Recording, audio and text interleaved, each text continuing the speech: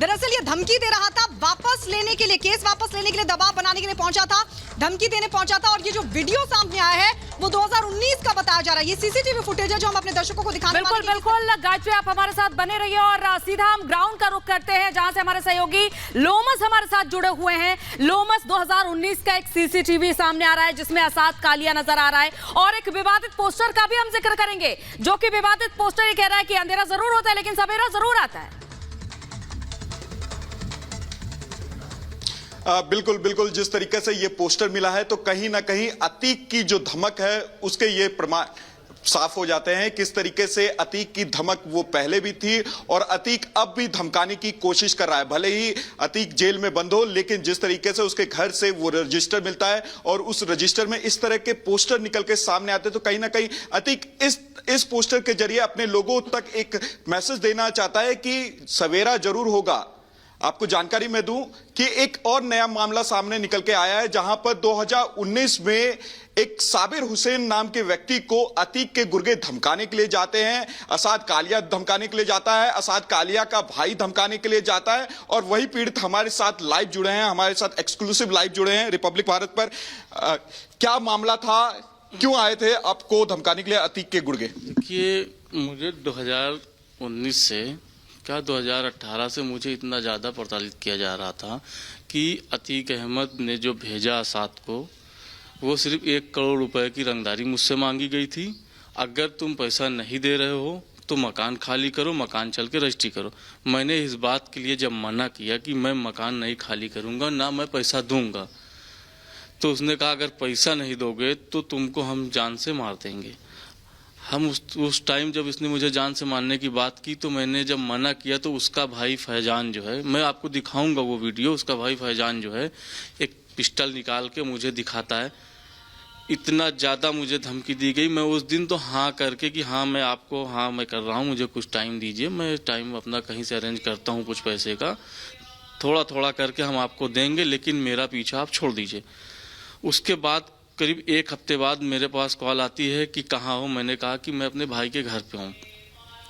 मैं अपने भाई के घर से वहाँ से जैसे ही निकला तो ये लोग पहुँचते हैं 3-4 गाड़ियों से और इनके साथ में कोई नहीं, ये पूरा इनका एक परिवार है। ये सारे परिवार के साथ पहुँचते हैं वहाँ पे, ईटा पत्थर गाली गुप्ता सारी चीज़ें करते हैं और मुझे वहाँ पे गाली दे दे के आवाज़ दी जाती है। कौन रहता है? कौन? ये उसमें असाद कालिया है, इसका एक भाई है फैजान, वो उसमें उस वीडियो में पिस्टल भी लेके टहल रहा है, और एक नामी नाम का व्यक्ति है जो इसका दोस्त है, वो भी चकिया का ही रहने वाला है। इसका एक साला है सैफ, वैस, ऐसे करके काफ़ी लोग हैं। और ये मुझे वहाँ जब नहीं पाते तो ये पहुँचते हैं घूम के मेरे दूसरे घर पे जहाँ पे मैं खुद स्थायित रहता था। उस घर पे क्योंकि कैमरा तो लगा हुआ नहीं था कि वहाँ पे कोई सीसीटीवी फुटेज आए, ये वहाँ पे पहुँच के इतनी भद्दी भद्दी गालियाँ देता है। जब हम नीचे उतर के आते हैं तो उस टाइम इसी ने ही मुझे गोली मारी थी, इस हाथ पे मेरे देख सकते हैं, और मेरी कोई भी सुनवाई नहीं हुई थी। आज भी मेरे ये दाग, इस पे देखिए आप, दाग लगा हुआ होगा। किसने गोली मारी थी? ये फैजान असाद ने मिल के मारी थी, अली के कहने पे कि अगर पैसा नहीं दोगे तो तुमको जान से मार देंगे। ये तो अभी हल्का टॉर्चर है, नहीं तुमको जान से मार दिया जाएगा। आज मैं 4 साल 5 साल से मैं भागा भागा फिर रहा हूँ, मैं अपने घर पे नहीं रह पा रहा हूँ। मेरी बस आपसे एक ही रिक्वेस्ट है। अब किसी केस में पैरोकार भी है? भाई, मेरे भाइयों को एक फर्जी मुकदमे में फंसाया गया था जिसमें पुलिस उसमें क्लीन चिट भी दे चुकी थी।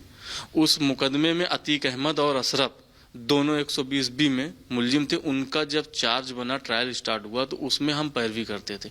अक्सर मुझे जान से मारने की धमकियां भी दी थी कि अगर तुम पैरवी करोगे तो मरवा देंगे। पैसे से पीछा छूटा, मुझे टॉर्चर करने के बाद फिर उसके बाद इन लोगों ने क्या काम किया, मुझे रास्ते में रोक के मारना, बेइज्जत करना, भद्दी भद्दी गालियां देना। मैं सहता गया, लेकिन अब मैं बर्दाश्त नहीं करूंगा। क्यों फंसाया गया था? मुझे इसलिए फंसाया गया था कि एक चुनाव की रंजिश थी, उस चुनाव की रंजिश की वजह से फंसाया गया था कि ये चुनाव न लड़ने पाए, नहीं मेरा वर्चस्व नीचा हो जाएगा। यही सारे मामले थे। अगर वो वीडियो भी आप दिखाएं मोबाइल में, किस तरीके से वो आते हैं, कौन कौन है, तो इससे साफ हो जाएगा कि अतीक के जो गुर्गे थे वो कौन कौन थे। और क्योंकि कहा जाता है कि पूरा परिवार ही गुर्गे के रूप में काम करता था अतीक का। जी, वो सारे हैं, हम आपको दिखाते हैं। आप कैमरा थोड़ा सा आगे लाइए, मैं आपको दिखाता हूँ कि आप देखिए ये फुटेज जो है मेरे बड़े वाले भाई के घर की है, और इसी के जस्ट बगल से गली है। हम अपनी जान बचा के दूसरे गेट से निकल गए थे। देखिए ये इनकी तीनों गाड़ी आ रही हैं साथ में। अभी इसमें से सारे लोग निकल रहे हैं और इसमें असाद कालिया सबसे पहले उतरता है। ये उतरा, अब ये आके मेरे गेट पे गाली देता है। ये उसका साला है, सैफ है, उसका भाई फैजान, ये गाड़ी से उतर के ये पिस्टल देखिए आप लेके जा रहा है किस तरीके से ये आ रही है। अभी देख लीजिएगा, इन्होंने ही सबसे ज़्यादा गाली दी, असाद कालिया ने गाली दी कि अगर तुम पैसा नहीं दोगे तो जान से मार देंगे, मकान खाली करो। मकान मैंने खाली करके वहाँ से अपनी जान बचा के हम निकला। आज भी मेरा मकान वहाँ पे से खाली पड़ा हुआ है। इस तरीके से मुझे प्रताड़ित किया गया। ये देख लीजिए, आप देख सकते हैं कि ये पिस्टल लेके टहल रहे हैं और कुछ बड़े असलहे भी गाड़ी में हैं, जिसमें इसमें एक माफिया और बैठा हुआ है, अतीक अहमद का लड़का अली स्वयं इसमें बैठा हुआ है। सामने गेट से दिखा कि वो बाहर नहीं निकला, वो बैठा हुआ, उसी के इशारे पे सारा काम हो रहा है। और इनके गैंग में ये सारे, कोई बाहर का नहीं, ये सारा इनका परिवार है, वो ही एक गैंग चलाते अतीक अहमद के लिए। मतलब आप कहना चाहते हैं कि जो पूरा परिवार है वही गैंग चलाता था, और जब ये गाड़ी आपके घर के पास पहुंची तो इसमें अली भी बैठा हुआ था गाड़ी के अंदर, जो कि बाहर नहीं निकला। वो केवल अपने गुर्गों को निर्देश दे रहा था, और साथ ही जो असाद निकला, असाद का भाई फैजल निकला, और वो आपको धमकाने के लिए यहाँ पे घर के पास खड़े हो जाते हैं और ईटा पत्थर फेंकते हैं।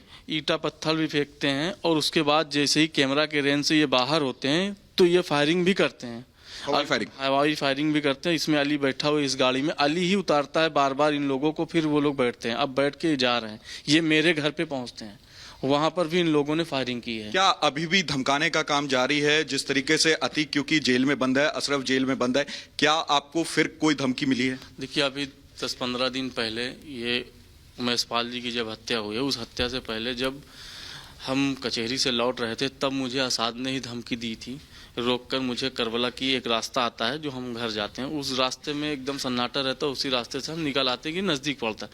वहाँ पर भी असाद और ये काफ़ी लोग थे इसके साथ में, मुझे जान से मारने की धमकी दी, और जान से मारने के बाद कि हम तुमको जान से मार देंगे अगर तुम पैसा नहीं दे रहे हो। हम वहाँ से फिर जान बचा के हम निकल आए। आज तक हम करेली एरिया नहीं गए।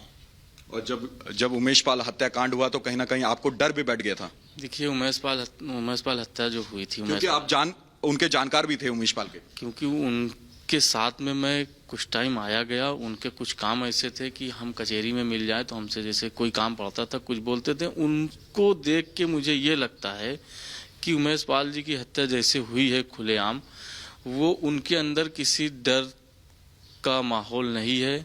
वो कब, कहाँ, किस टाइम, किसके घर पे पहुंच के मार दी, ये कोई नहीं जानता।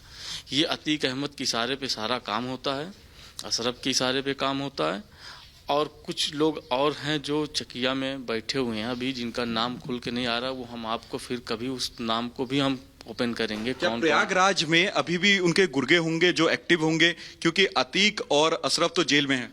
देखिए, उनके गुर्गे आज भी टहल रहे हैं बेखौफ, और उनके पास 1-2 गुर्गे नहीं है, काफ़ी गुर्गे हैं।